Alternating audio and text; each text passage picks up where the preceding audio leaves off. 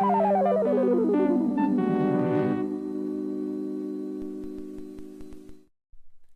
everybody, this is your old friend RJ City, and today we will be unboxing dinosaur cards. Well, first of all, we won't really be unboxing them. I found them in an old childhood box of cards and things, and I was early 90s, I was on a big dinosaur kick, obviously Jurassic Park. You know, it was fascinating to me that apparently millions and millions of years ago there was these large lizard-like creatures that roamed the earth, and then something happened, and their bones turned into dust, and then some of them remained, but they were covered in dirt, and then people dusted the dirt, and then they found them.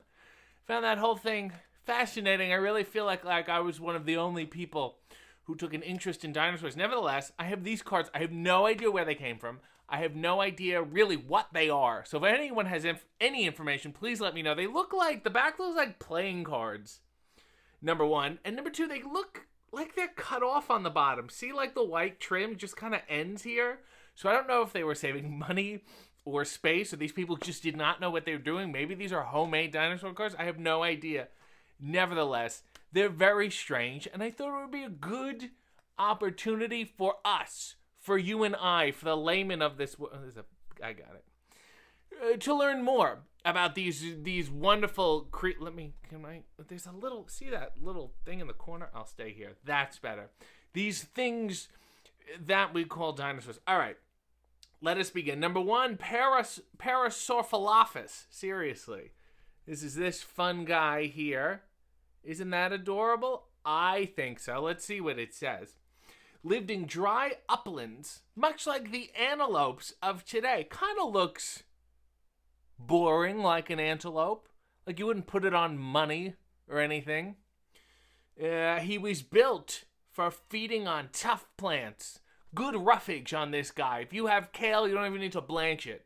He'll eat it raw. You put a little Caesar dressing on it, he'll have a good time. 75 million years ago, 10 meters, which is 33 feet, and 8,800 pounds. Heavy fella. Mainly that little hip ponytail he has in the back there. I think is adorable.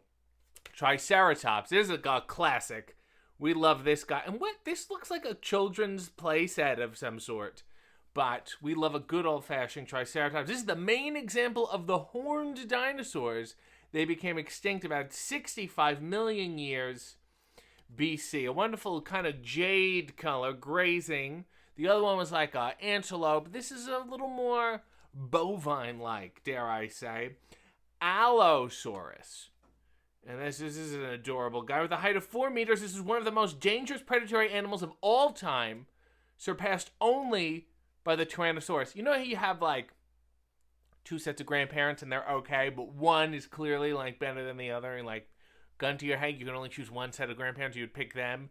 This guy would be the B team. Kind of like a T-Rex, but then also not. A little stockier, I have to be honest with you. And the arms are shorter and thinner, not as big teeth. They got, when God was creating this one, this was like the first draft. He needed a couple passes before he really got that T-Rex.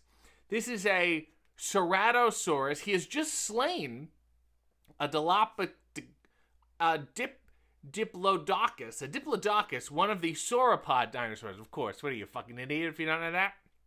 And he's slain him.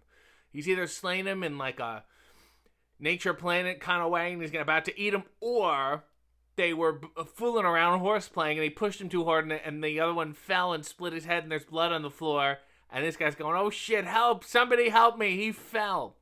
Plenty of options to interpret there. That's what makes dinosaurs so fun. Here we go. Talk about the A-team. Here's the T-Rex here, and he's in the dark. Look at how much, so much better proportioned, longer legs, leaner legs, bigger head. Little bigger arms, but not by much. The largest predator of all time. With teeth up to 15 centimeters, it was 7 meters high, which is 22 feet, and its footprints were 80 by 80 centimeters. Not its feet, its footprints. Maybe they dragged their feet a lot. Maybe he didn't pick up. He was a shuffler or something. And, you know, this is the top one, and you realize After thinking about the T-Rex, that Spielberg there really must have not realized he was going to make a sequel at some point. Because he went all in on that one, And then you see it, and then the second one, the cat's out of the bag. It's like fucking whatever. Oh, it's in San Francisco. I don't give a shit. Nevertheless, Pteranodon, he was probably a warm-blooded animal. This flying reptile with leathery skin is not a dinosaur, and he looks just as startled by it as we are. You're like, what? It's like somebody told him in midair.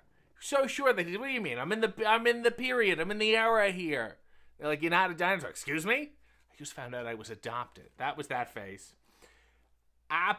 Apatosaurus, once known as Brontosaurus, and then they had a rebranding. This animal's head towered 8 meters, 26 feet above the ground. Excuse me. I wonder why they rebranded. And you can see from the heavens, that's the Lord looking upon him as he created him. That's pretty fascinating. Hyracotherium became extinct in America, but survived in Europe, almost like like Robbie Williams. It was the ancestral horse, and from this time on, the animals have a closer resemblance to today's animals. This is why this one is so much less interesting. It just looks like a poorly conceived horse. It looks like somebody drew a horse without having actually seen one. Somebody just described what a horse looked like, and they came up with, is this? Like, kind of. A little bit. It's like there's a suspect. Police are looking for this. This is like an artist rendering. Meganeura. The first true forest came into existence where one would find dragonflies and many other insects. And you say, okay, you go, this is a dragonfly. First of all, let me just say, a normal dragonfly, when I was a child, one landed on my shirt and stared at me in the face, scared the shit out of me. They're fucking up close, grotesque. Butterflies included. Beautiful from far away. You gotta be very far away. You get closer, this is just like a horror show. This one, though, is 2 feet long. It is just 2 feet 6 inches, it says. That's just terrible. A horrible, horrible buzzing noise. I don't know how you can have brunch outside with those flying around. Anatosaurus. This animal was once known as a trachodon and is one of the duckbill dinosaurs. This one, let's admit, we know why Spielberg left this off all the movies. It looks ridiculous. Look at how small the head is. The duckbill is not very flattering, even to ducks. And they must be like, this is our fucking bill, because we came long before the ducks. At least I think so. I need a scientist to check that for me. Struthiomimus. They weren't too worried about being phonetically fun. They were just like, let's make these. If you want to learn about dinosaurs, you got to really put up with difficult pronunciation. So this dinosaur from Asia and North America was 3 meters high, which is 9 feet 10 inches, and resembled an ostrich without feathers. Yeah, not really. Not the top part. I think I would rather this. If I had to go to a zoo, they have those weird farms. I would rather like a farm of these. I think it would be more interesting. This looks actually, because it's all one color, looks less terrifying. The necks, the weird fleshiness, they look like naked chickens, the ostriches, and they terrify me, and they look too many odd faces. This one is a little calmer, a little more agile, perhaps, too. Euparkeria, a dinosaur ancestor. This motherfucker was before the dinosaur. This was like the cool people, how do I explain this? They was like punk. And then there's like, but if you really want to, these are the people who invented it. And it would be like this guy. Has a stocky body and is twice as big as the Compsognathus, naturally. So we all know how big a Compsognathus is. Twice that, you double that, you get this guy here, who's just those webbed feet, kind of. Is certainly spread out, just plodding along. And this looks like a fish tank or somewhere you would keep a lizard. Plesiosaurus. It sounds like a British man who enjoys a variety of vices. Let's have a brandy, and some cigars, and I'll put on my robe, and we'll put on some good music, and we'll have a real plesiosaurus. Was first known to be in existence in the Triassic period, and by the Jurassic period was in all our oceans.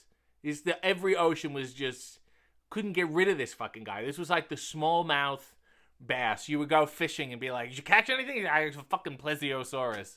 There's cigars.